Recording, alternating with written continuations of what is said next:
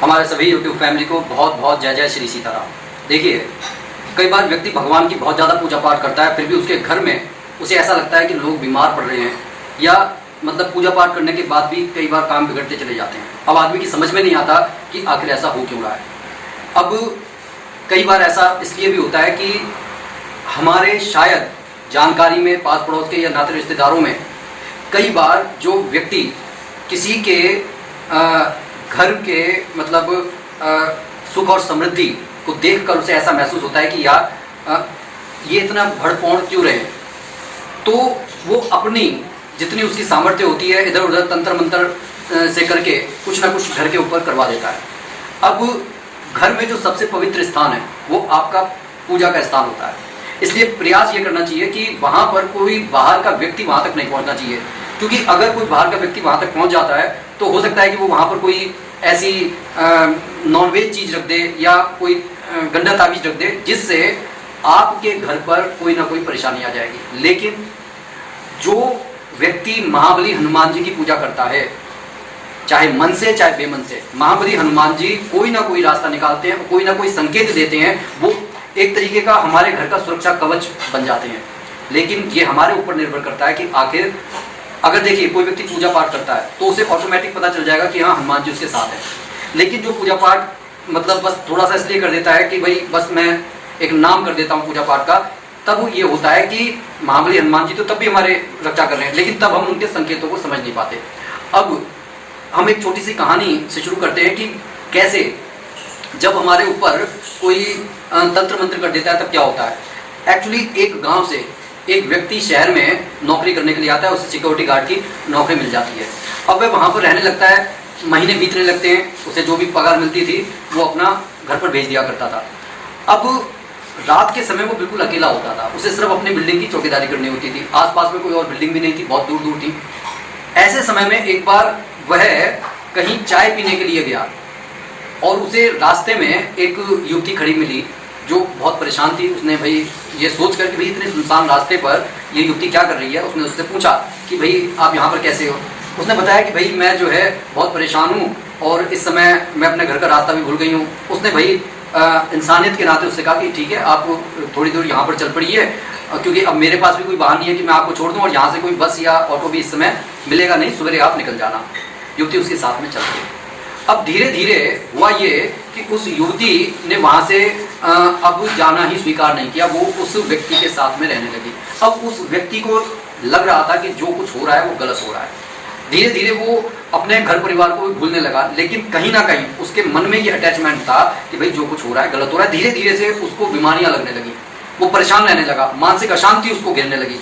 अब एक दिन जब वो ज़्यादा बीमार पड़ा तो वो दवाई लेने के लिए एक मेडिकोस पर गया। वहाँ पर जब उसने वो दवाई ली तो ये सोचा कि भाई घर पर जाएगा, कुछ खा पी लेगा और तब दवाई ले लेगा। उसने वो दवाई अपनी जेब में रख ली।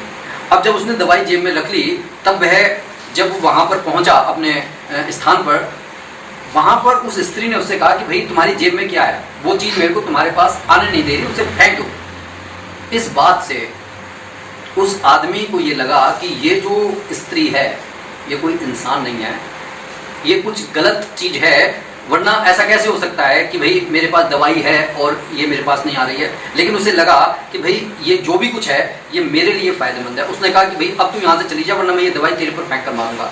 और वो स्त्री नाराज़ होते हुए वहाँ से चली गई। जब उसने वो पुड़िया निकाली तब वह पुड़िया कोई साधारण पुड़िया नहीं थी। जिस पुड़िया के अंदर वो दवाई रखी हुई थी, दरअसल उस पर पूरी हनुमान चालीसा लिखी हुई थी और हनुमान जी अपना सीना फाड़े उस कागज में जो है उनका चित्र था। इस बात से उस व्यक्ति को थोड़ा सा हिम्मत बंधी। उसने दवाई खाने से पहले हनुमान चालीसा का पाठ किया और धीरे धीरे उसे ऐसा लगा कि उसे पहले ही रिलीफ पड़ गया। इस तरीके से उससे ये भरोसा हो गया कि वो कोई गलत चीज़ थी और हनुमान चालीसा ने जाने अनजाने उसकी रक्षा कर दी। उसके बाद में वह हमेशा हनुमान चालीसा का पाठ करने लगा, उस कागज को अपने सिराने लेकर सोता था।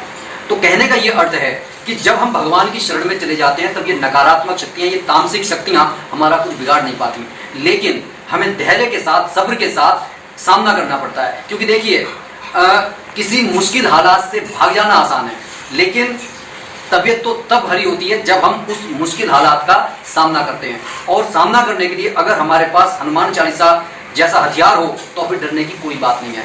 इसी तरीके से एक छोटी सी बात आपसे और कहना चाहूँगा, ज़्यादा एग्जाम्पल्स अगर दूंगा तो होगा ये कि मतलब वीडियो बड़ी हो जाएगी, लेकिन जो मैं समझाना चाहता हूँ वो आप समझ चुके हैं। लेकिन जाते जाते एक छोटी सी बात सिर्फ ये कहूँगा कि हनुमान चालीसा का पाठ नित्य कीजिए, शुद्धता पवित्रता के साथ कीजिए, अपने जिम्मेदारियों को निभाते हुए कीजिए, इस तरीके से कीजिए कि आपके हृदय के अंदर स्वयं राम नाम का उच्चारण होने लगे, हनुमान जी के नाम का उच्चारण होने लगे, तो आप ये देखेंगे कि मतलब आप जीवन के उस दौर को जिएंगे जिसे हम ये कहते हैं कि बचपन में व्यक्ति बिल्कुल निर्द्वंद जिया करता था, उसे कोई टेंशन नहीं होती थी, उसे मालूम होता था कि उसके माँ बाप जो हैं वो सब संभाल लेंगे, किसी चीज़ की जरूरत पड़ेगी तो माँ बाप उसको ला कर दे देंगे।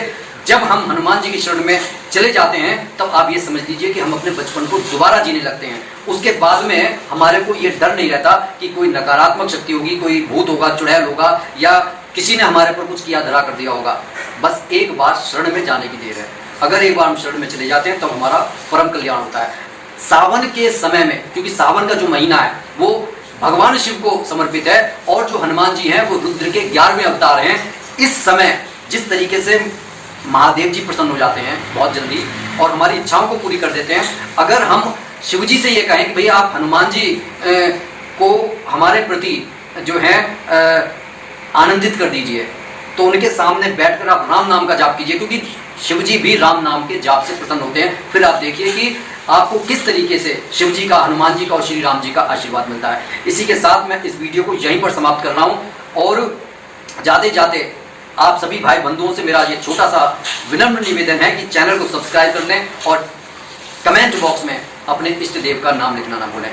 बोलिए जय जय श्री सीताराम।